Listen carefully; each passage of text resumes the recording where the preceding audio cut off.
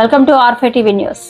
పల్నాడు జిల్లా మాచర్ల పట్టణంలోని జూన్ 26 అంతర్జాతీయ మాదక ద్రవ్యాల వ్యతిరేక దినోత్సవం సందర్భంగా మాచర్లపట్నం సిఐ ప్రభాకర్ రావు మాట్లాడుతూ యువత మేలుకో భవితను మెలుచుకో, డ్రగ్స్ ను వదులుకో, డ్రగ్స్ రహిత సమాజం సంక్షేమానికి సంకేతం అన్నారు. యువతకు సలహాలు సూచనలు చేశారు. మద్యపానం ధూమపానం ఆరోగ్యానికి హానికరం, చెడు వ్యసనాలను వదిలేసి భావితరాలకు బంగారు బాటలు వేద్దామన్నారు.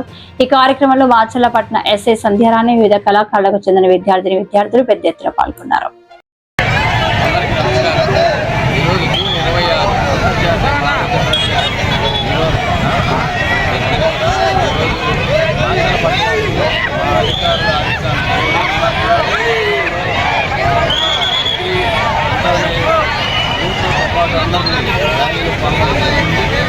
ఈ ర్యాలీ యొక్క ముఖ్య ఉద్దేశం ఈరోజు ఈ భారతదేశానికి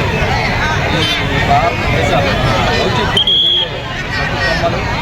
వీళ్ళు ఈ టైంలోనే ఈ డ్రగ్స్ బారిన